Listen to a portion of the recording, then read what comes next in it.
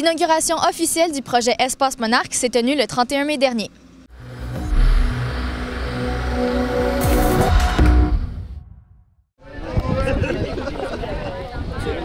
Réalisé sur une période de 8 semaines, le projet Espace Monarque rassemblait des élèves de 6e année de l'école Oasis autour d'un même enjeu, celui de la sauvegarde du papillon monarque et des insectes pollinisateurs. Le projet Espace Monarque, il est né il y a 2 ans, avant la pandémie, grâce au Club Richelieu. On a dû le mettre sur pause, évidemment, à cause de tout ce qui s'est passé. Donc, dès que les mesures ont arrêté, j'ai pu demander, dans le fond, à la classe de Mme Jennifer si elle voulait participer au projet. Elle a dit oui immédiatement. Puis là, ça a été le commencement d'une aventure très folle. On ne pensait pas du tout que ça allait prendre cet envol-là. Finalement, c'est des ateliers sur 8 semaines. Les jeunes sont impliqués dans un problème qui est environnemental. On leur demande de trouver des solutions, de s'impliquer. Qu'est-ce qu'on pourrait faire aussi pour sauver les abeilles et les papillons monarques? Donc, les enfants, ils ont fait des semis du début à la fin. Ils ont appris c'était quoi un insecte pour, dans le fond, lutter un peu contre le changement climatique et tout. Mais il faut comprendre c'est quoi la nature. Donc, on est vraiment allé à la base. Les enfants, ils ont adoré, ils se sont tellement amusés. On a fait des papillons en classe. Toutes les activités étaient vraiment concrètes. Il y avait de la théorie, mais il y avait toujours quelque chose de concret. Donc, il fallait le faire pour le comprendre. C'est ça. Donc là, aujourd'hui, ils sont venus, c'était la dernière activité, ils sont venus implanter les plantes qu'ils ont fait. On était censé libérer les papillons également, mais là, à cause de la tempête de la semaine dernière, on a reporté à cette semaine. Mais ils ont libéré là, à l'école, ça s'est bien passé. Donc aujourd'hui, ils sont venus implanter pour que les monarques et les abeilles là, du jardin là, puissent avoir un espace bien à eux. Là. Le projet s'est déroulé en 2 grands volets. L'élevage de papillons belle dame et le semis, repiquage et entretien de plantes indigènes mellifères. Tout a commencé où Émilie est venue nous parler de son projet. Puis c'était pas comme un projet d'école, c'était vraiment...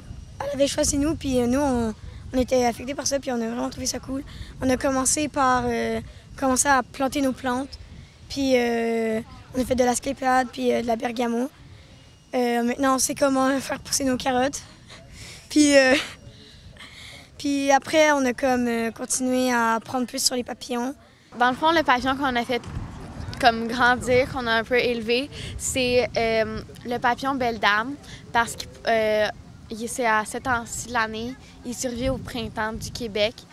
Mais le monarque, on n'a pas fait pousser le monarque parce que c'est pas à ce temps-ci de l'année qu'il survit.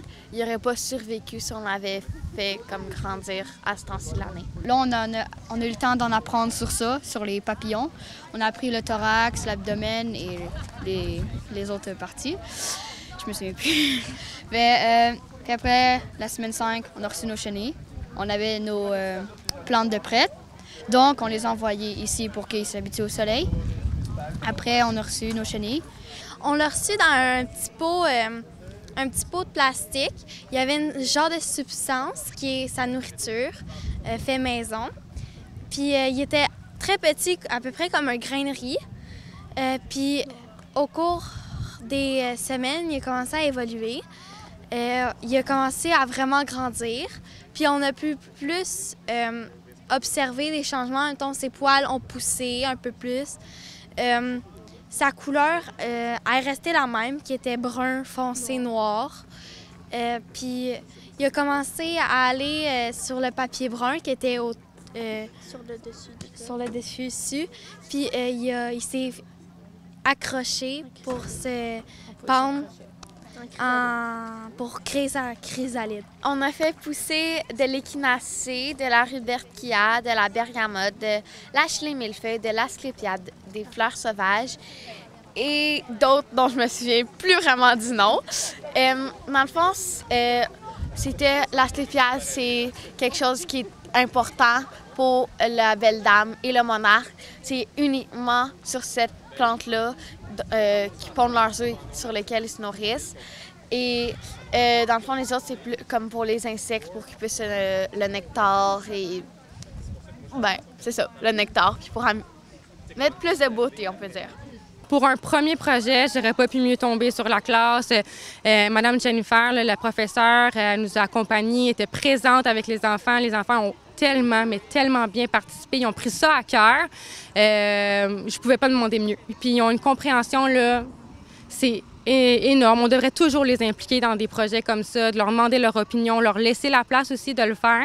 Donc, je suis fière que la MRC ait pu faire ça là, à ce niveau-là, entièrement fière. OK. Dans 3, 2, 1... Espace Monarque! Yes! Le projet a d'ailleurs été choisi parmi les 15 finalistes pour le prix Demain le Québec de la Fondation David Suzuki. Comment est-ce que ça s'est passé, cette application-là pour ce prix? Puis comment est-ce que vous vous sentez d'avoir été nominé? Oui, c'est ça. On ne s'entendait pas du tout à ça. Dans le fond, le projet n'a pas été fait pour ça. Le projet avait été écrit il y a quelques années, revisé cette année, là, puis ça a été comme vraiment un coup. On l'a vu passer, puis on est comme, mais mon Dieu, notre projet correspond à tout point à ce prix prestigieux. Donc, on a fait l'application. On a demandé à la classe si c'était correct, s'ils voulaient le faire. Donc là, après, on a fait l'application. Puis, quelques semaines après, on a su qu'on était finaliste là, pour le prix Demain le Québec là, de la Fondation David Suzuki. Les élèves sont tellement contents, fiers aussi. C'est venu vraiment porter comme une autre vision au projet. Ça prouve à quel point qu'est-ce qu'on y a fait, puis qu'est-ce qu'on fait avec eux, c'est important. Comment est-ce que vous vous sentez par rapport à toute cette expérience-là d'avoir participé? Bien, joyeuse parce que comme ça permet d'apprendre à la communauté comment la nature c'est important. Puis moi, je trouve, on peut dire, je suis choyée d'avoir pu participer à un projet comme ça. Puis en plus, comme c'est juste notre enseignante qui nous a appris, comme Rosalie disait que c'est notre enseignante qui nous a appris qu'il y a quelqu'un qui allait venir. C'est vraiment un beau projet qu'on a fait. Au début, j'étais stressée parce que je ne sais pas à quoi m'attendre, mais de plus en plus qu'elle venait, j'étais excitée. Puis honnêtement, c'était très important pour moi parce que j'aime beaucoup l'environnement, j'aime aider les gens, puis j'aimerais ça qu'on continue à entretenir la planète. Fait que ça m'a rendue heureuse qu'on contribue à ce changement. Moi, c'est un peu comme Rosalie. C'est sûr, j'étais nerveuse au début, mais après, plus que ça allait, plus que je trouvais ça cool. Puis c'est vrai qu'il faut prendre la planète au sérieux. C'était juste vraiment le fun parce que nous, on ne s'adaptait pas à ça. C'était une journée normale parce qu'on faisait nos travaux. Puis là, notre professeur, Mme Jean Farcir, nous dit ça. On est super contents, puis on se dit que ça va être cool. Puis on ne s'adaptait pas à quelque chose qui allait devenir aussi gros. Jusqu'à se rendre à se faire filmer pour une émission. Puis c'est juste cool parce qu'au moins on sait que ce projet-là a affecté plusieurs personnes. Puis ça va sûrement faire comme, je sais pas, ça va sûrement se refaire une autre fois. Puis ça va être encore plus cool, je sais pas. David Suzuki, c'est pas n'importe qui. C'est quand même quelqu'un qui essaie de sauver la planète. Puis avoir quand même, je sais plus combien de votes, mais dans moins de 1500 ou plus haut, on sait pas, dans les 1000, c'est quand même beaucoup, là. On n'est pas dans les premiers, on n'est pas le premier, mais quand même être quatrième sur les 15, je pense qu'on est ça. Cette position-là, c'est quand même beaucoup, là. On sait que c'est nous qui avons fait ça, c'est pas quelqu'un d'autre. Fait que même si une personne ne vote pas pour nous, on sait que d'autres vont le faire, puisque c'est quand même un beau projet, là. On sauve la nature, on n'est pas en train de la détruire comme des gens fait, comme détruire les arbres, des choses comme ça. Puis juste faire ça, ça peut pas faire gros pour la planète, mais ça fait déjà un bon commencement pour aider toute la planète, puis influencer les personnes à faire notre projet, puis c'est juste cool. Puis si des gens le fassent, ben ça va sûrement aller dans le monde. Puis après ça, ben les 3 papillons qu'on a nommés dans un des 3, là, on va le sauver, là, c'est sûr. La population d'Argenteuil est invitée à démontrer son soutien pour cette initiative. La MRC d'Argenteuil a publié en ligne un lien menant directement à la page de vote sur le site de la Fondation David Suzuki. Puis qu'est-ce que vous espérez accomplir avec Espace Monarque au-delà de cette année? Une visée pédagogique, bien entendu, mais j'aimerais ça aussi que l'année prochaine, on puisse continuer ce projet-là, en faire un peu partout dans la MRC d'Argenteuil pour favoriser, dans le fond, le monarque et les insectes pollinisateurs qui sont en déclin.